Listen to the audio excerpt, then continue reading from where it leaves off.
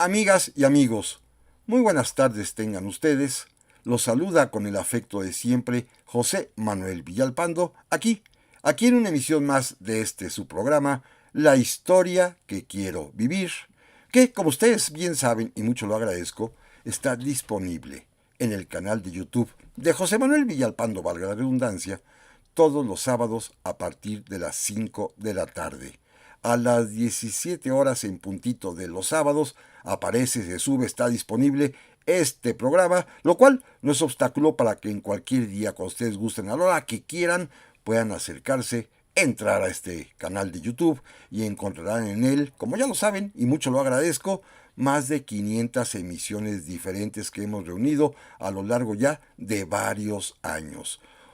Más de 500, más de medio millar, y todo ello se debe gracias a ustedes, al favor de ustedes, a la benevolencia de ustedes, porque pues me han apoyado con sus likes, con su presencia, con más de 50,000 suscriptores en este canal, lo cual pues francamente me llena de orgullo y de emoción y me compromete a seguir aquí para platicar de historia en esa pasión compartida que tenemos ustedes y yo, y en este esfuerzo que además siempre lo reitero, no está por demás hacerlo, que no tiene ningún fin económico, ni está monetizado, ni tiene alguna utilidad de tipo de dinero, para hablarlo con toda claridad. Es únicamente por esa pasión, insisto, compartida entre ustedes y yo, lo cual no es óbice para que les recuerde que están a su disposición, como siempre lo han hecho, naturalmente, y también lo aprecio mucho, las vías electrónicas que permiten comunicarnos, bien sea a mi correo villalpandohistoriador@gmail.com, a mi página de Facebook Villalpando la Historia, o en los comentarios que permite este mismo canal de YouTube. No se diga más, amigas y amigos, y si les parece bien, demos inicio al programa de hoy.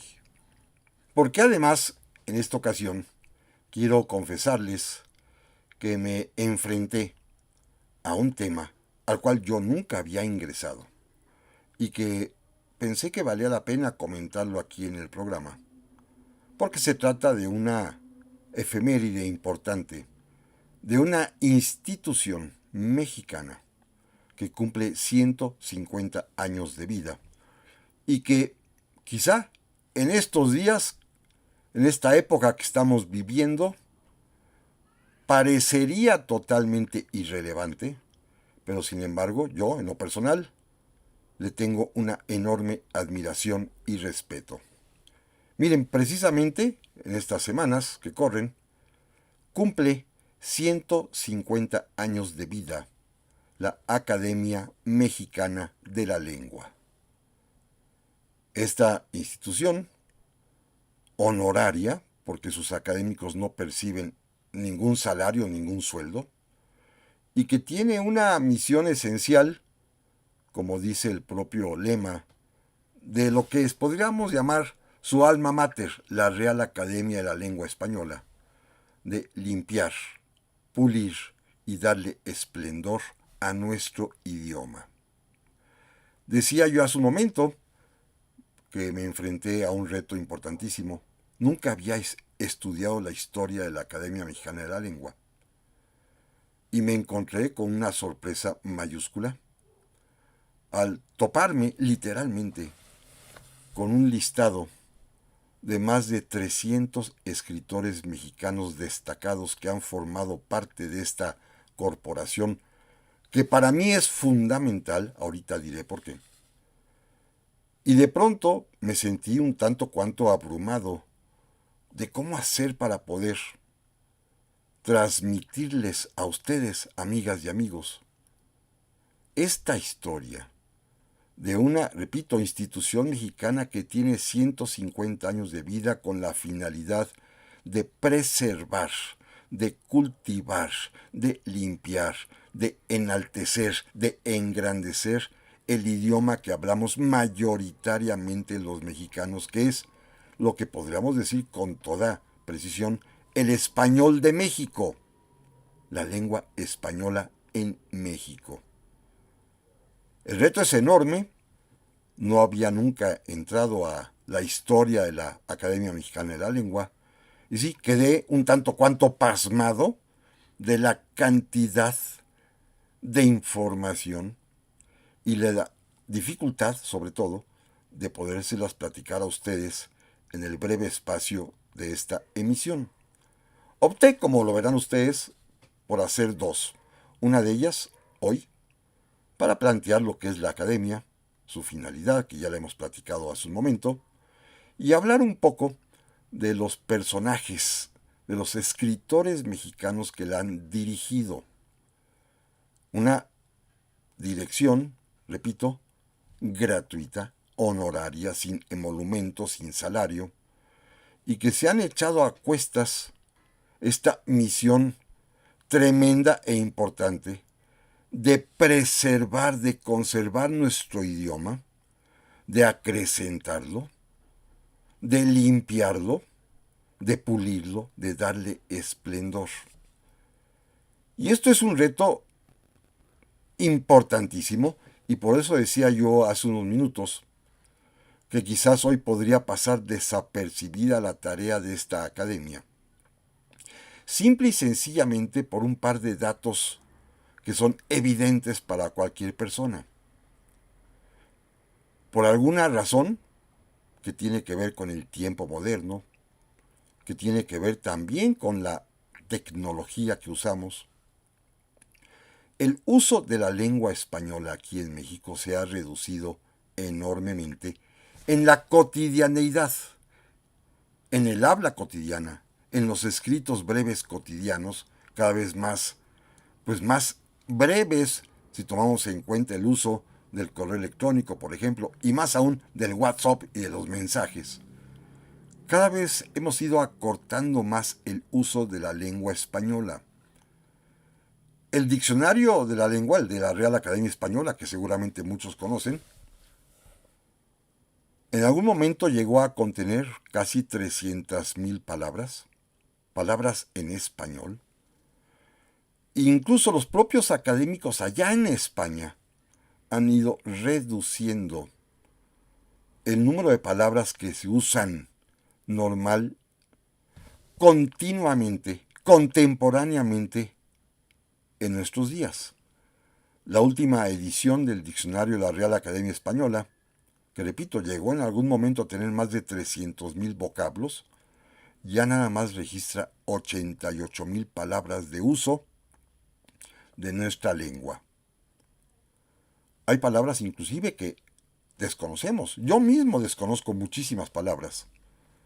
Y encontré unas estadísticas interesantes que dicen que una persona normal, habituada a la lectura,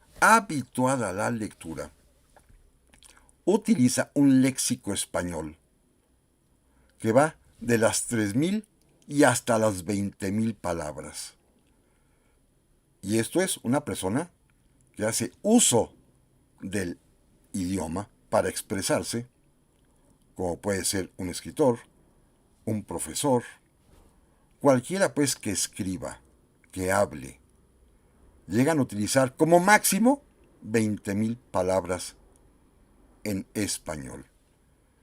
Y lo más importante es que algunos estudios recientes indican que el habla común de los mexicanos y de las mexicanas hoy en día, particularmente de la juventud, y especialmente por el uso intensivo de las redes sociales, de los sistemas de comunicación modernos vía los telefonitos, ya ni siquiera consideran al correo electrónico como una manera de comunicarse, sino más bien vía mensajería, vía WhatsApp, vía cualquiera de los muchos otros mecanismos o plataformas de comunicación.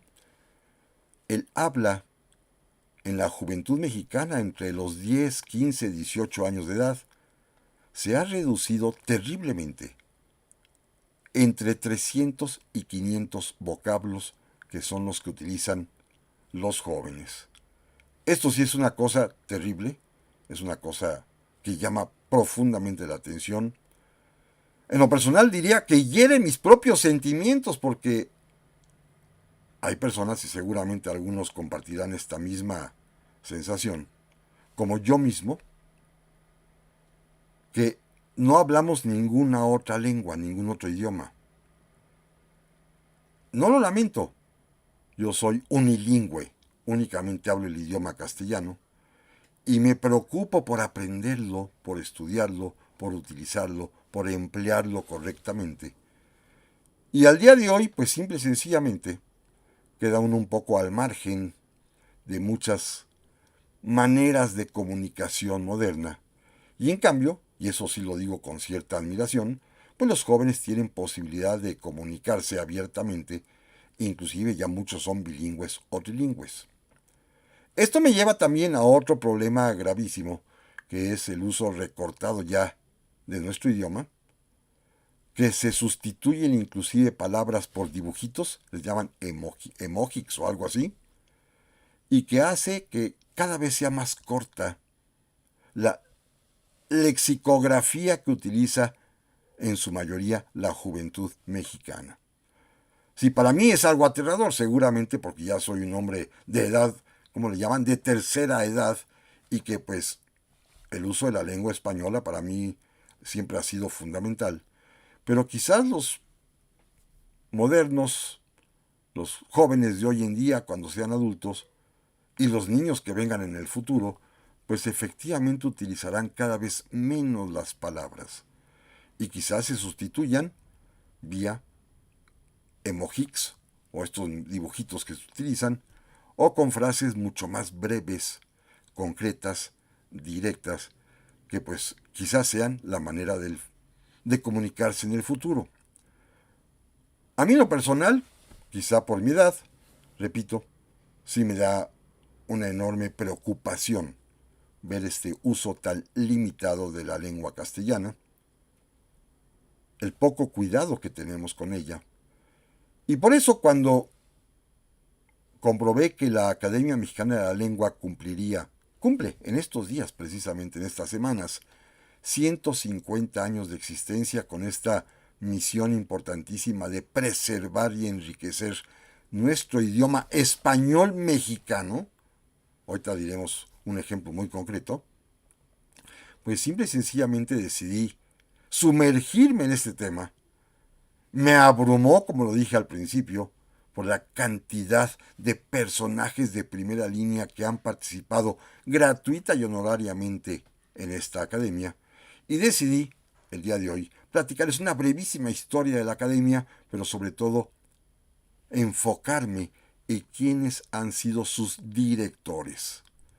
Escritores siempre destacados, expertos en nuestro idioma español en México, y que han hecho de su vida pues una especie de ruta a seguir, de perfeccionar, de limpiar, de cuidar, de pulir nuestro idioma. Y esto de pulir es importante. También recuerden que hoy en día utilizamos muchísimos anglicismos, palabras en inglés que las tratamos de adaptar al lenguaje mexicano y que las acomodamos en la conversación.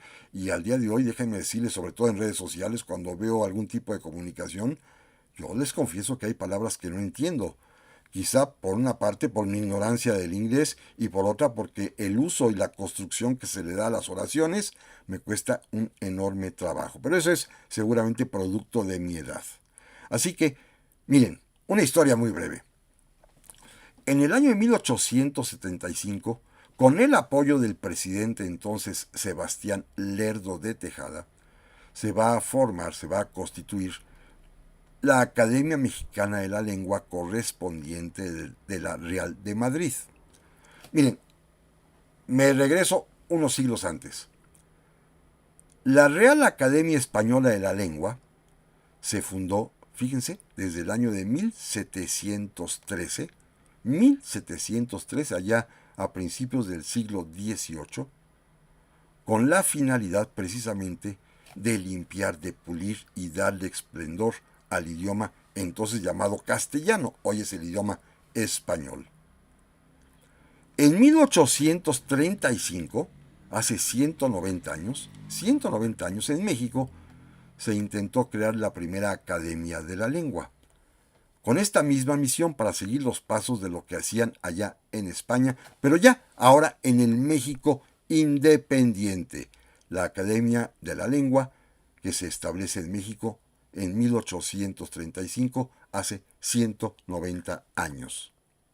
Y fíjense, esta academia inicial que cumple ya, repito, 190 años de que fue creada, tuvo una existencia azarosa, quizá porque políticamente fue apoyada, primero en su fundación por Antonio López de Santana, después nuevamente el propio Santana la apoyaría en 1854 y 11 años después, en 1865, se convertiría en Academia Imperial de la Lengua, es decir, se acogió, sobre todo, a los conservadores y al imperio de Maximiliano, razón por la cual, por supuesto, en 1867 el presidente Benito Juárez la disolvió.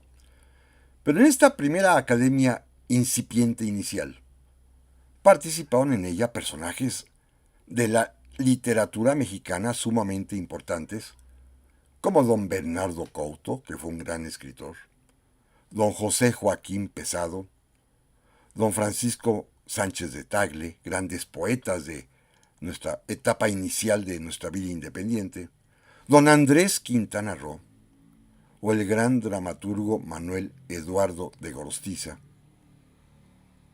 o algunos otros escritores como José María Lafragua, como Manuel Orozco Iberra. Quizá, repito, pues lo mejor, lo más granado de la literatura, de los hombres de letras de esa primera etapa de nuestro México.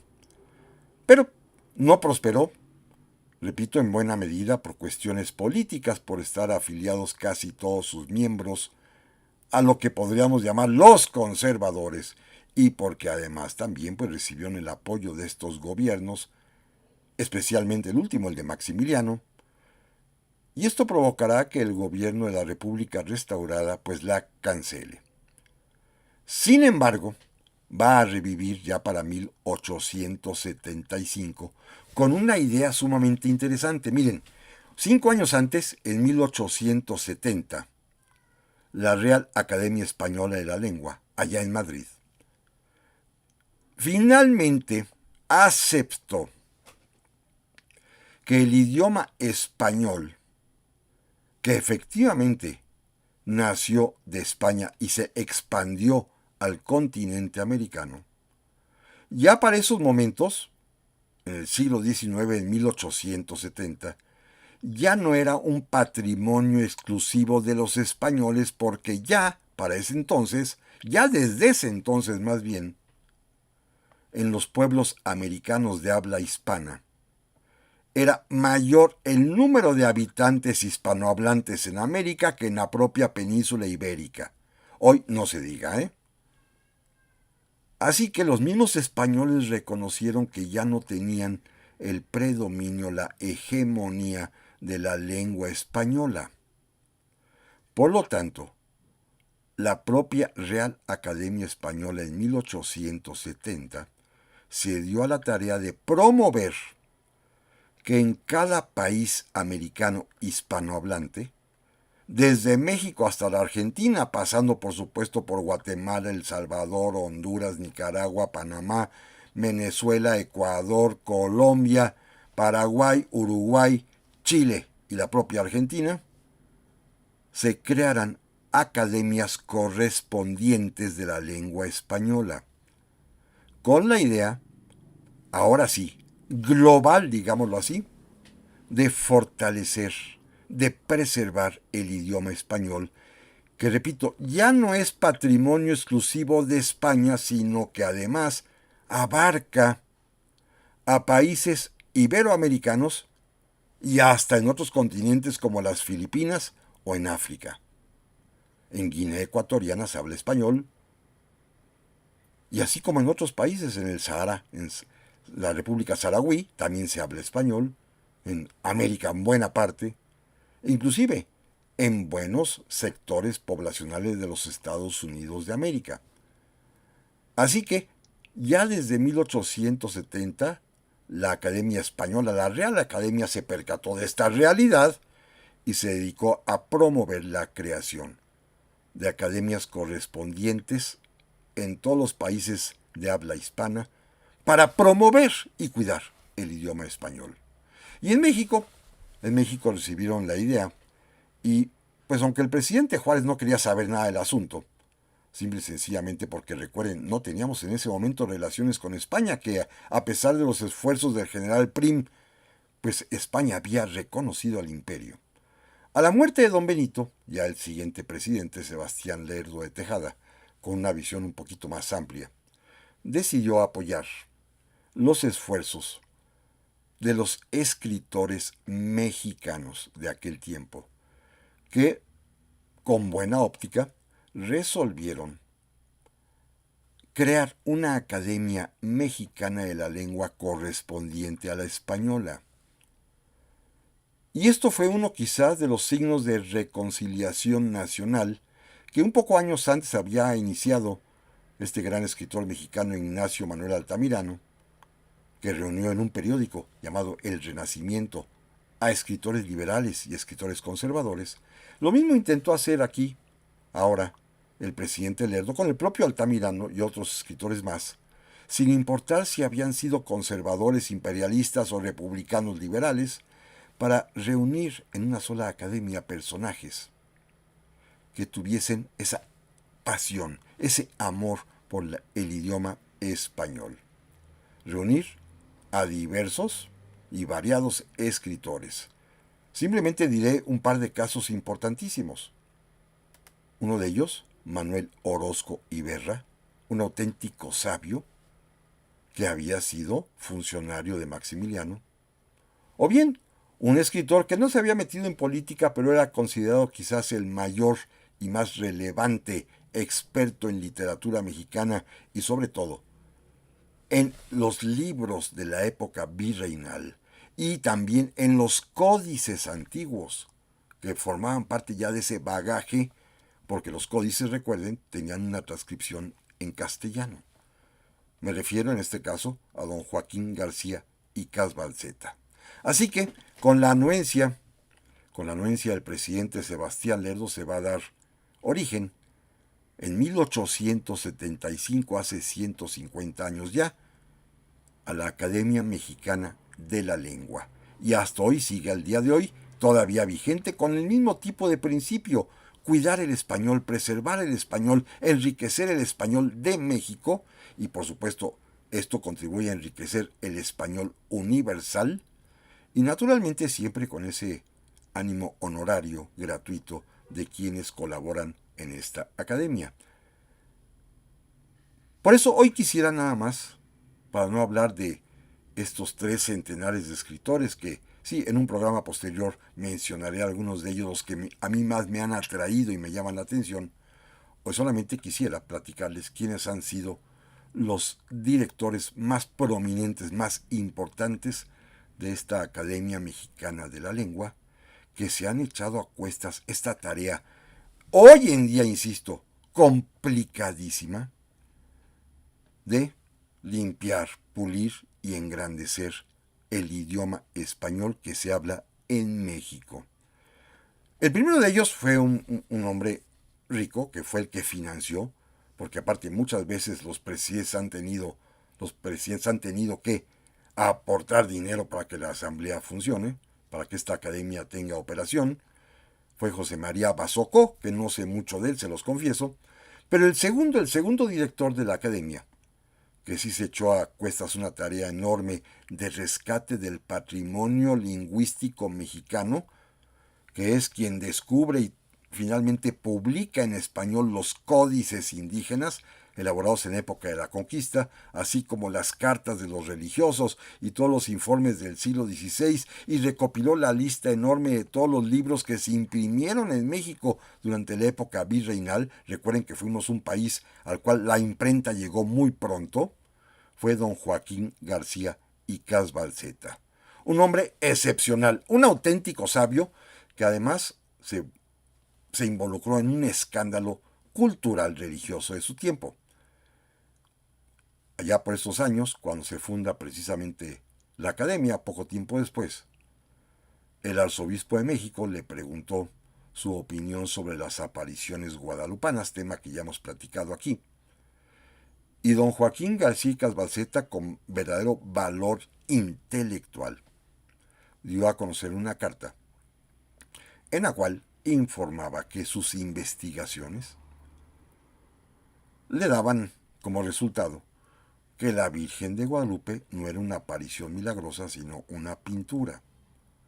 Y lo demostraba con ciertos elementos que él conocía perfectamente bien, repito, porque había trabajado los códices de la conquista, los había vertido al español contemporáneo a partir de los propios garabatos que ustedes han visto en los códices, que hay palabritas en castellano antiguo.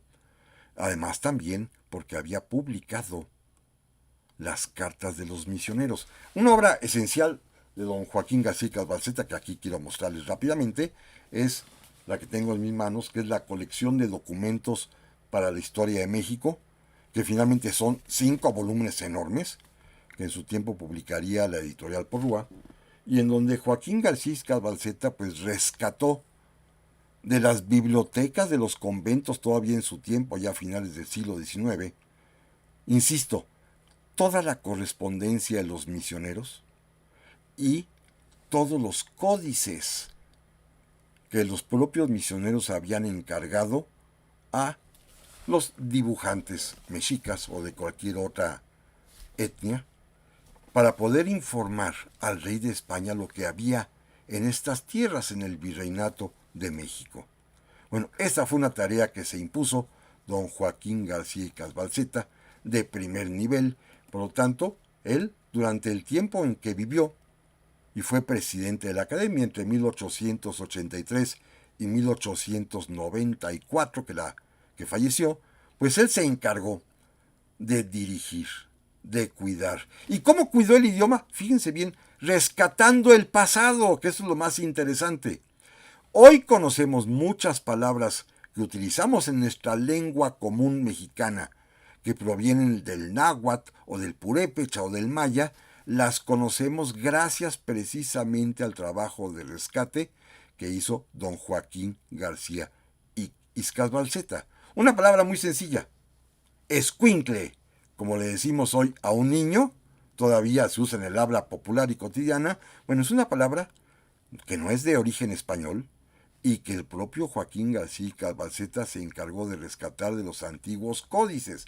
Así que es un personaje sumamente importante. Como otro más, el que le siguió en el cargo, que dirigiría la Academia entre 1894 y 1909, es un gran escritor, historiador además, y que entre otros trabajos, y simplemente quiero comentárselos, él escribió el quinto voluminoso volumen, valga la redundancia, porque repito, es voluminoso, el quinto volumen, el quinto tomo de la famosísima obra histórica que dirigiera Vicente Riva Palacio, llamado México a través de los siglos. Riva Palacio nada más escribió un tomo, el segundo. Le encomendó los otros 4 a distinguidos historiadores y el tomo quinto lo escribió José María Vigil, que también fue director de la Academia Mexicana de la Lengua, repito, entre 1894 y 1909. Un escritor prolífico, en serio, de una obra enorme, como puede ser precisamente este volumen quinto que trata sobre la Reforma y el Imperio, escrito por José María Vigil, dentro del México a través de los siglos. Pero no se vayan, amigas y amigos, que en un momento más vamos a continuar para este apasionante tema que a mí me tiene deslumbrado. Aquí regresamos. Ya estamos aquí, amigas y amigos, para la segunda parte del programa de esta semana, el cual estamos dedicando a este tema, repito, que me abrumó literalmente. Yo no conocía nada de él. Me puse, como siempre, con gran entusiasmo a investigar, a indagar, a estudiar, y bueno, me di cuenta que es motivo de muchísima concentración, mucho tiempo de estudio, que por supuesto lo haré con calma a lo largo de estos años que tenga yo de vida, naturalmente, pero que hoy simplemente pues quiero dar una pequeña pincelada de la historia de la Academia Mexicana de la Lengua, que insisto, cumple 150 años de vida ininterrumpida, pues se constituyó, se fundó en el año de 1875 y simplemente en esta pincelada, insisto, a vuelo de pájaro que estamos dando sobre la Academia, hoy he querido únicamente referirme a quienes han sido sus directores. Todos ellos hombres de primera línea en el ámbito intelectual. Ya platicábamos de Joaquín García y Casbalceta, de José María Vigil, y déjenme decirles que a partir de la muerte de don José María Vigil en 1909, la Academia entra en una especie de bache, producto por una parte de la Revolución Mexicana y por otra porque los directores que fueron designados, quizás porque lo hacían en ese tiempo ya en edad muy avanzada, muy madura, pues duraron poco tiempo en el encargo y fallecieron. Algunos con muy poca obra literaria, pero sin embargo importantes en el ámbito cultural, como sería el siguiente presidente director de la Academia, don Ignacio Mariscal, que era un político que combinaba sus faenas y quehaceres como secretario de Relaciones Exteriores de don Porfirio. Sí, era un hombre culto, pero no era escritor. Yo creo que por quedar bien lo invitaron, pero sin embargo duró únicamente 2 años en el encargo y falleció. Pero después sí vino un gran, enorme escritor e intelectual mexicano, que también triste y lamentablemente solamente va a dirigir la Academia 2 años, precisamente porque fallece igualmente en el año de 1912. Entre 1910 y este año de 12 va a dirigir la Academia el gran escritor e intelectual mexicano Justo Sierra. Simplemente, si ustedes revisan su bibliografía, yo tengo la obra completa, ahorita tomé un libro al azar, la obra completa de don Justo Sierra, que abarca historia, crónicas, literatura, correspondencia privada, narraciones de todo tipo. Bueno, es abrumadora. Son 17 volúmenes que publicó ya, todos ellos, la Universidad Nacional Autónoma de México. Un homenaje, sí, porque recuerden que él es el fundador, el creador, precisamente en esos años de 1910, de la actual Universidad de México. No era autónoma todavía, pero él es el refundador. Y bueno, están sus obras completas, insisto, publicadas por la propia UNAM hace varios años y que son 17 tomos. Incluye sus narraciones de viaje, los papeles privados, sus cartas, sus manuales de historia, sus opiniones jurídicas y políticas, sus artículos periodísticos, sus novelas, sus poesías también, que tiene algunas muy hermosas.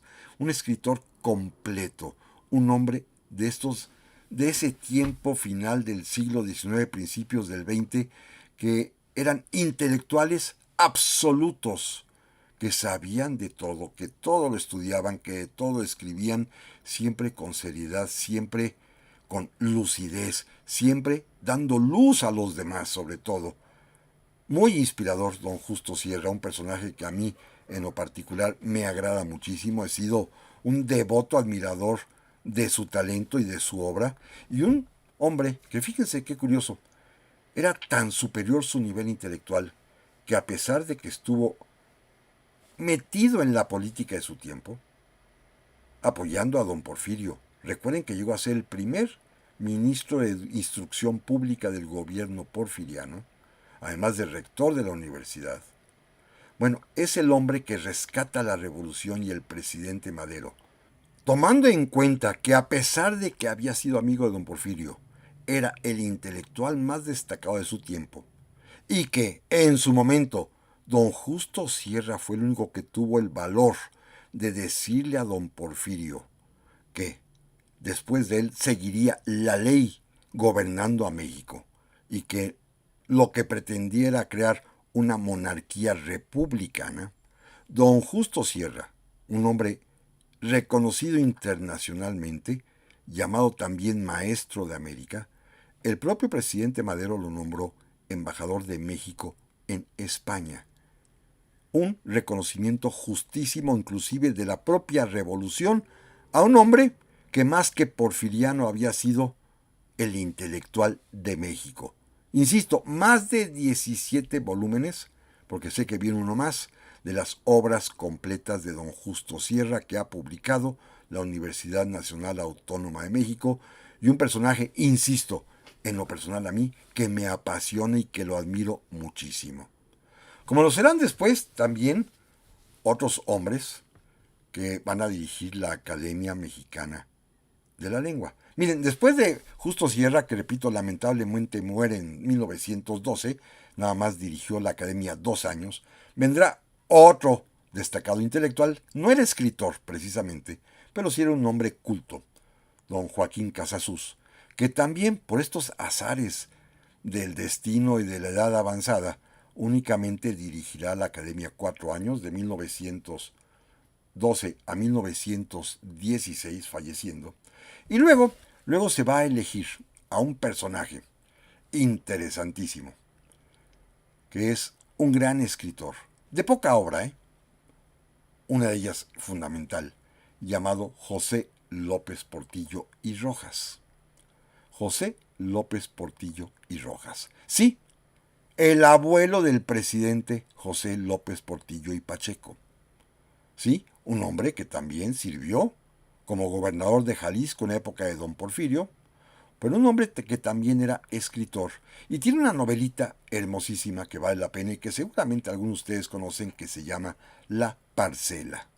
Bueno, José López Portillo y Rojas, no lo juzguemos por su nieto, juzguémoslo por lo que él hizo, que era un hombre intelectual de su tiempo, pues va a dirigir la academia en esta época, pues un tanto cuanto complicada, de la época postrevolucionaria hasta su muerte en el año de 1923, cuando entonces será sucedido por otro de los grandes escritores mexicanos que igualmente a mí me provocan una emoción y una admiración enorme. Me refiero nada más ni nada menos que al gran Federico Gamboa. Ustedes recuerdan que le he dedicado buenos afanes de mi vida a la obra de Federico Gamboa, que inclusive en mi propia oficina, no aquí es la casa de ustedes, pero en mi oficina también tengo una pintura maravillosa, un retrato que le hicieron a don Federico cuando falleció, y que en sus manos tiene entrañablemente uno de sus libros, Santa. Santa, la famosísima novela, la historia de una mujer que sufre muchísimo en su trajinar de vida por dedicarse a este oficio más antiguo del mundo, porque tiene necesidad, que el pianista ciego se enamora de ella, en fin, toda una tragedia.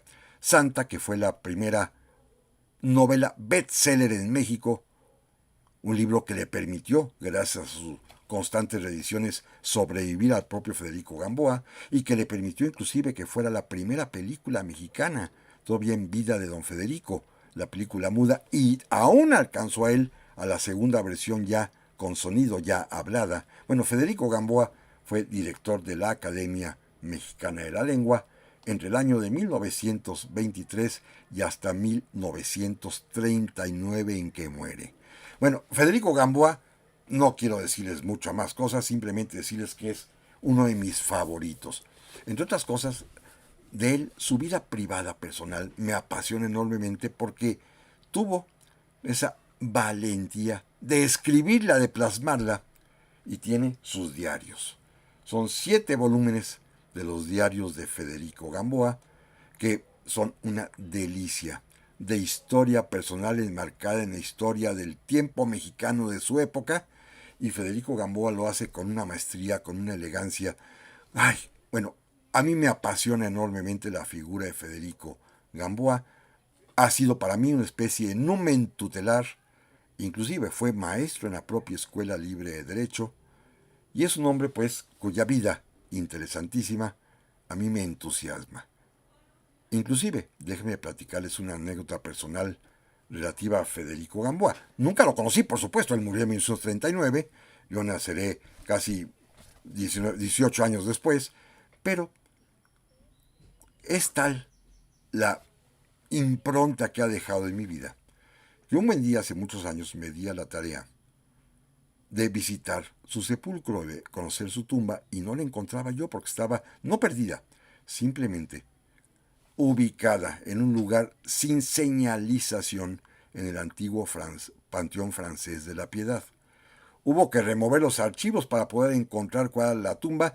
Di con ella afortunadamente, verificamos que eso era, según los registros, según el propio folio real del Panteón, la tumba de Federico Gamboa, Y yo, de mi propio peculio, que no es mucho, pero me alcanzó, le mandé poner una placa con su nombre, una pequeña placa de mármol, donde dice Federico Gamboa, señalar su tumba. Para mí ha sido un personaje señero en mi existencia, Federico Gamboa, y lo único que yo puedo hacer por él, lo que yo pude hacer por él, fue por lo menos identificar su sepultura y poner una pequeña plaquita que indica que ahí está enterrado Federico Gamboa, allá, repito, en el Panteón Francés de la Piedad. Un hombre, pues, importantísimo que a mí me ha marcado. Al igual que Justo Sierra en otra dimensión, sobre todo en la dimensión de escribir historia de México, que don Justo era un maestro para ello, pues a mí también Federico Gamboa me ha impresionado siempre. Es, repito, un numen tutelar de mi existencia. Federico Gamboa, un personaje que admiro y aprecio, y fue director de la academia. ¿Quién mejor que él, que escribió tanto, que pudiera precisamente conducir los trabajos de esta institución para preservar, cuidar y enriquecer el idioma castellano? Después va a venir un personaje que, les confieso, no conozco nada de él, porque no fue escritor, un gran escritor. Era un hombre culto, pero un hombre que además era abogado, y que él financiaba directamente los trabajos de la academia. Porque déjenme decirles que hasta esta época apenas la academia no tenía en realidad una casa fija, un inmueble donde albergarse, y normalmente los directores prestaban su propio domicilio para realizar allí las sesiones mensuales o bimestrales de trabajo con todos los académicos. El que lo consigue ya haciendo gestiones oficiales va a ser este siguiente presidente, que además la va a dirigir casi 20 años, de 1939 hasta 1957, que es Alejandro Quijano. Repito, no conozco mucho de él, poco en realidad. Sí sé que era abogado y que formaba parte de un bufete jurídico muy prestigiado y que eso le permitía tener cierta holgura económica para dedicarse más bien a lo que le gustaba, que era promover el uso del lenguaje, reunir a los académicos, conseguirles un inmueble y finalmente, bueno, dedicarse a promover lo que los escritores hacían, aunque él no escribiera, Alejandro Quijano. Va a dirigir la academia, repito, 18 años, y luego vendrá un momento luminoso, muy breve también. Lamentablemente por el fallecimiento de estos escritores que a veces, como coronación de su larga y fructífera vida, les dan este cargo de director de la academia, pero ya casi a punto de morir. Me refiero al grandísimo, otro de mis númenes tutelares, Alfonso Reyes. Alfonso Reyes era un escritor total, absoluto, pleno. Miren, sus obras completas que editó el Fondo de Cultura Económica son más de 20 volúmenes.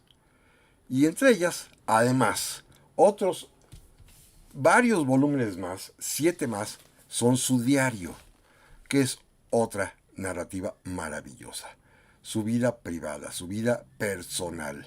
Y si lo completan también con sus cartas, que también tiene otros volúmenes de cartas, bueno, da más de una treintena de libros de grueso volumen, todos ellos de más cercanos a los 800 páginas, porque era un hombre que se dedicaba literalmente a la literatura, a escribir todo el tiempo. Alfonso Reyes, un gran escritor mexicano, de esta trilogía que a mí, en lo personal, me apasiona enormemente, que ya los mencioné, don Justo Sierra, don Federico Gamboa y don Alfonso Reyes. Un escritor total, insisto, total, porque a eso se dedicaba todo el santo día, todos los días de su vida, a escribir. Sí, son tareas y faenas abundantísimas, y por eso tuvo él el desempeño magnífico de ser director de la Academia Mexicana de la Lengua, pero nada más, lamentablemente, 2 años, porque la muerte, un infarto, pues truncó su vida. Hombres, pues, de primera línea. Después de él seguirá otro escritor muy bueno, que tenía un libro de historia de la literatura mexicana maravilloso, que a lo mejor ustedes lo llevaron, yo lo llevé en la secundaria, don Francisco Monterde, que va a dirigir la Academia Mexicana de la Lengua entre 1960 y 1972. Y después viene otro gran escritor mexicano. Obra breve, pero importantísima. Me refiero al famoso Agustín Yáñez, que fue también político, gobernador de Jalisco, secretario de Educación Pública y autor de esa novela maravillosa que se llama Al filo del agua. Agustín Yáñez también dirigirá la Academia Mexicana de la Lengua desde 1973, fíjense, hasta el año en que fallece en 1980. Y ya, digámoslo así, los tiempos contemporáneos, los últimos 40, 45 años, han sido años también importantísimos para la academia, para también el uso del español en México, para su preservación, para su enriquecimiento. Y déjenme decirles que la academia fue dirigida durante 22 años, entre 1980 y 2002, por un enorme intelectual mexicano que escribió también bastante, que tiene una biografía importantísima, quizás la más seria, profunda y documentada que se ha hecho de Hernán Cortés, que se llamó José Luis Martínez. Tiene un libro, que es el que les quería yo recomendar, bellísimo, que se llama La Expresión Nacional.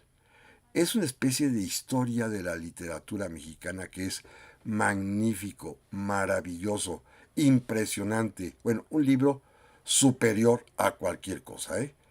Es un libro que para mí ha sido señero en mi camino de estudioso de la literatura mexicana. Soy un apasionado de las novelas, de los escritores mexicanos.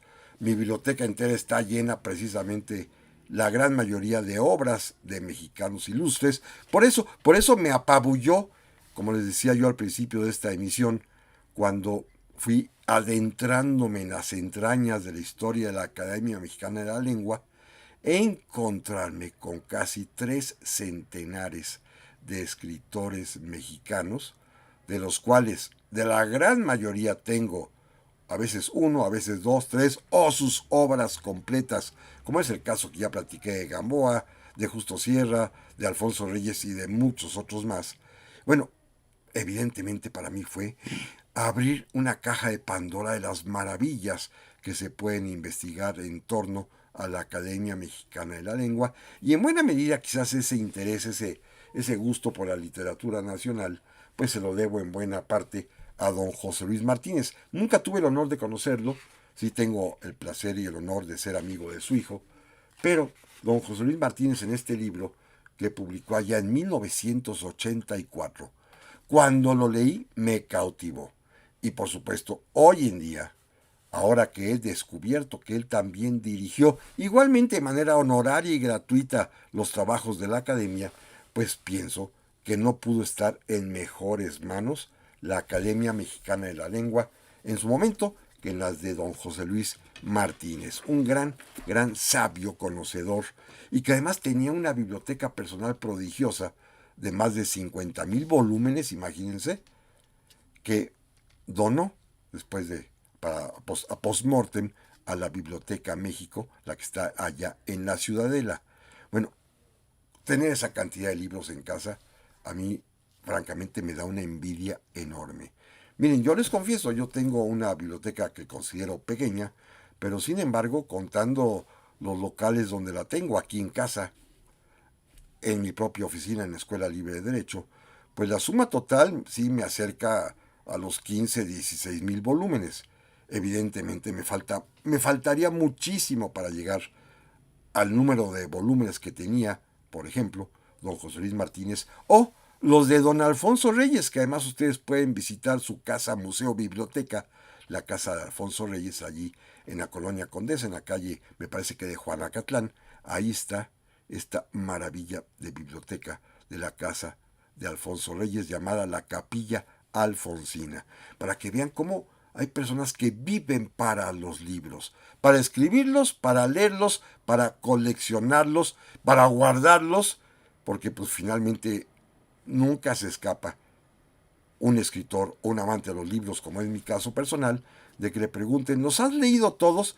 Y hay que responder, como debe responderse en estos casos. No, los libros no son para leerse todos, son para tenerse y usarse cuando se ofrece, y a mí, les confieso, se me ofrece a cada rato. Por ejemplo, ahora insisto que he descubierto esta mina de oro literaria que es la Academia Mexicana de la Lengua.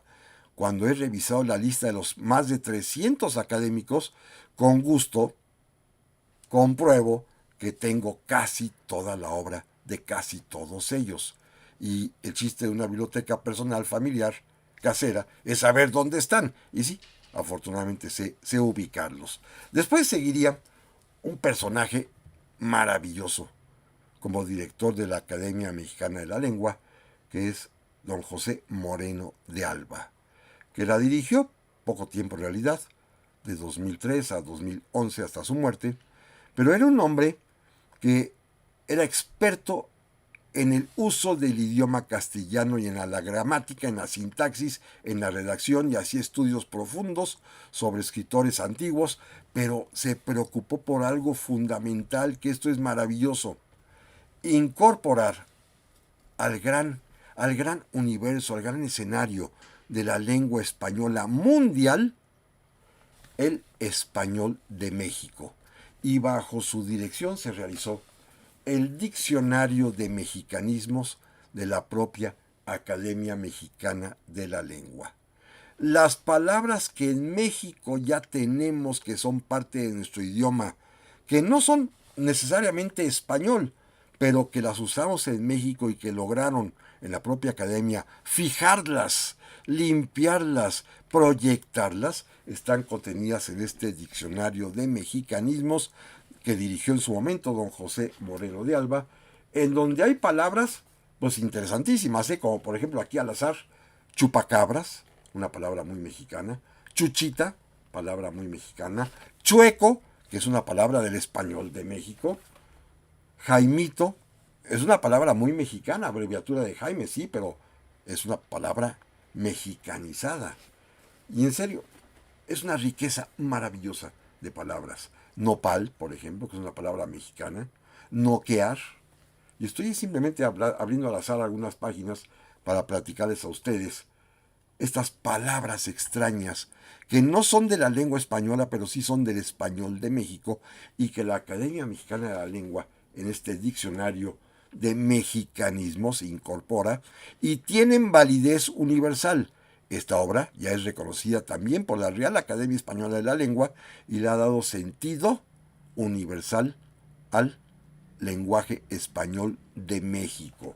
Es un diccionario que se los recomiendo, vale la pena tenerlo, vale la pena leerlo, darle una vuelta. La palabra roña y su derivación roñoso o ropa vieja son palabras del español de México que usamos cotidianamente aquí en nuestro país. Y este es un trabajo pues que encabezó, que emprendió, que dirigió don José Moreno de Alba, que fue director también de la Academia Mexicana de la Lengua entre 2003 y 2011. Poco tiempo, pero suficiente para poder producir este magnífico diccionario que les recomiendo muchísimo, el Diccionario de Mexicanismos de la Academia Mexicana de la Lengua.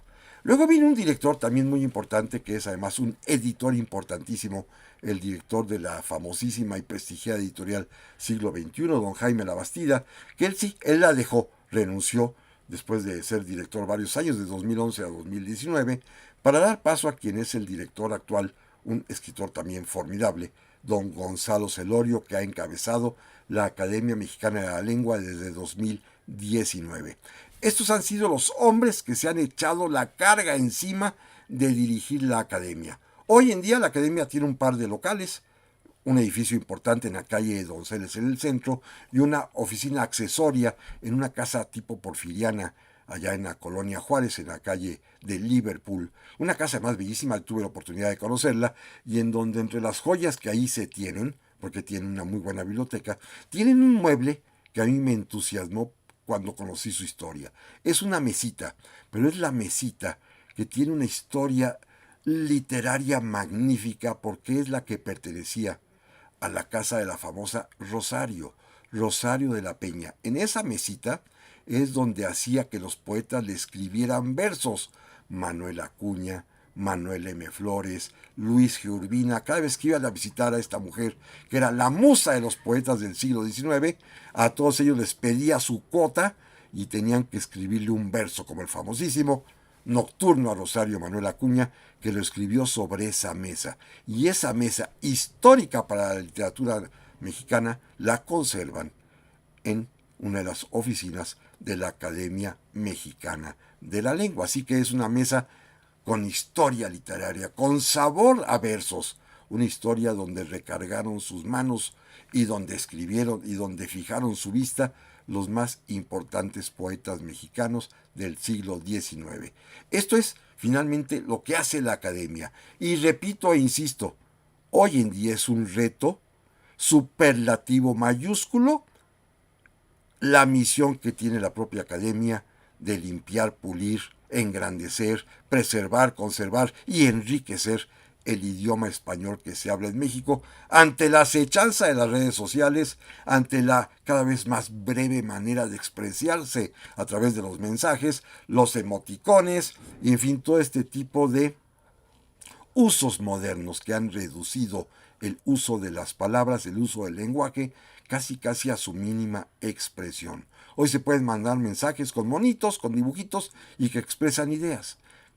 Como era en la época prehispánica, ¿eh? A ese grado estamos volviendo. Pero bueno, ya platicaremos próximamente de algunos de esos escritores que han formado parte de la historia de la Academia Mexicana de la Lengua, que cumple 150 años de vida ininterrumpida. Amigas y amigos, muchísimas gracias por su atención y primero Dios, nos vemos la próxima semana. Hasta la vista.